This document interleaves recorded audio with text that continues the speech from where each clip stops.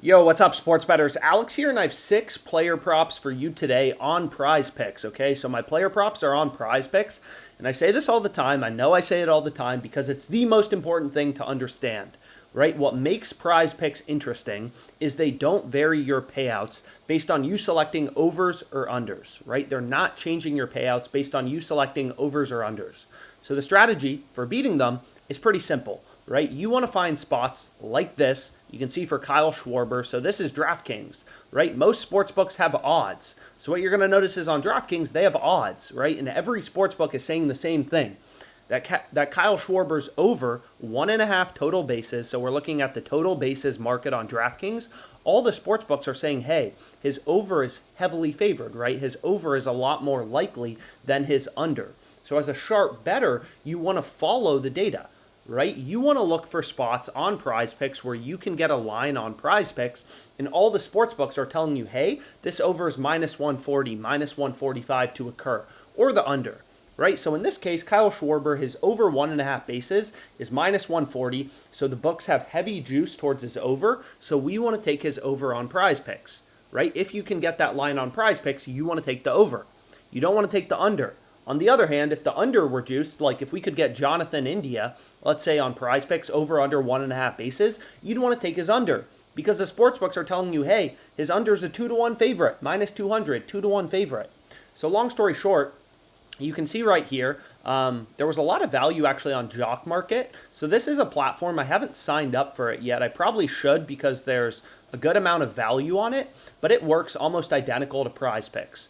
Right? So their 5-pick entries are exactly like PrizePicks. They're not changing your payouts based on you selecting over or under. So definitely recommend getting Jock Market. I mean, literally this platform just ripped PrizePicks. It is PrizePicks, right? Like this platform works in an identical way basically to PrizePicks. But again, the reason you'd want to sign up for Jock Market is all these books have different lines, right?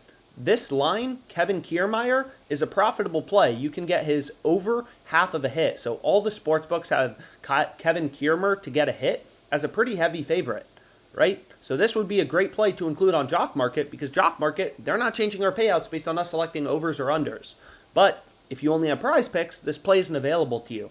So I say it all the time, but like sign up for all these fantasy sites. I have 13 entries on Parlay Play open right now. There's Underdog Fantasy. So you can get a bunch of these platforms. And again, you never know where the value is going to be on a given day. There's a lot of value on Jock Market right now, which unfortunately isn't a sports book I've signed up for yet. But you can see all the books have his over heavily favored. It's a great play to include in our Jock Market entry.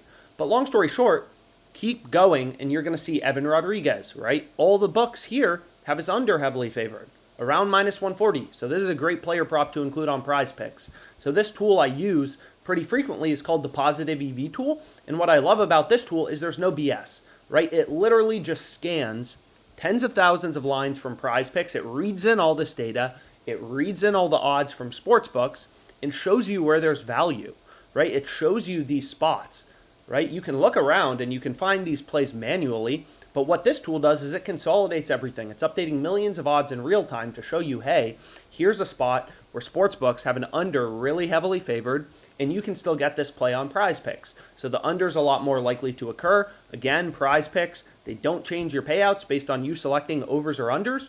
So you just want to find spots as a data-driven sports bettor where books have the under heavily favored or the over. And in this case for Rodriguez, it would be his under.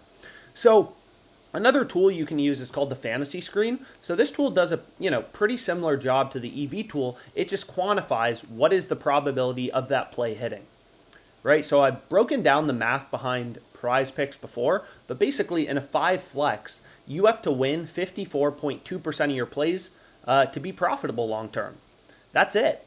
If you do that, you're profitable on PrizePicks. And most people, 99% of sports bettors who follow their gut, their heart, they can't do that, right? But if you can select these over-unders literally correctly 54.25% of the time, you're going to be profitable, right? So if you're hitting your plays, let's say you can select your over-unders correctly 55% of the time, in a 5 flex, your profit margin is going to be 5% long term, right? So this is the only number that matters.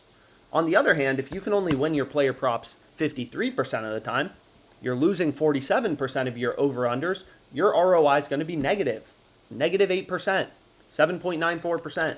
So this is literally the only number that matters. So all you have to do to beat PrizePicks and to find player props that are winning over 54.25% of the time is look at the sports books. Right here, all the books have this under heavily favored, so the under's occurring a lot more often than the over, and this play is profitable in a PrizePicks 5 flex. So the fantasy screen just shows you, hey, here are all the player props that are winning over 54.25% of the time, because all of those player props are going to be profitable in a PrizePicks 5 or 6 flex, right? PrizePicks 5 or 6 flex, so you can take either. So you don't want to play the plays in yellow. Those are kind of marginal, on the edge. Maybe if lines move around, if lineups change, they will become profitable. But you obviously want to avoid the plays in red. The plays in yellow you don't really want to play, but the plays in green are the ones you want to go with, because the sports books, for McKinnon to score a goal, the sports books have his over, roughly around minus 150 if you take an average, minus 145. So all the sports books are saying, hey, McKinnon's a lot more likely to score a goal in the Avalanche game tonight as opposed to not scoring a goal. So that's a great player prop to include on PrizePicks. Kyle Schwarber, over 1.5 bases, right? All the books have his over heavily favored, so that's a great player prop to include. So here's what I ended up going with. I paired 2 entries together, so here's my first 5 picks. Schwarber over 1.5 bases, Bam over 18.5 points, Prince over 1.5 threes, Caruso over 11.5 PRAs, all these plays just from the fantasy screen, and then Nathan McKinnon to score a goal. 5 overs. So overs, right? Overs. So 5 overs. And then you can see here, all I did with the second play is I replaced Nathan McKinnon with Rodriguez under 2.5 shots on goal, which we found on the positive EV tool. So that's what I got using data. You can do this manually. You can search around the sports books, look for spots where they have an under and over heavily favored. You can also get that line on PrizePicks. That's how you make money off this platform. It's pretty simple. All you do is you win your picks over 54.3% of the time, and you're going to be profitable on PrizePicks long term. That's all you have to do. So use the sports books, use the data in the market. I mean, you have dozens of data points all telling you where the line should be set. So for Rodriguez, we have tons of data points all saying the same thing, is under should be the heavily favored outcome. So that's a great player prop to include in our PrizePicks entry. Hopefully this video was helpful. Let's make some money. Happy Friday.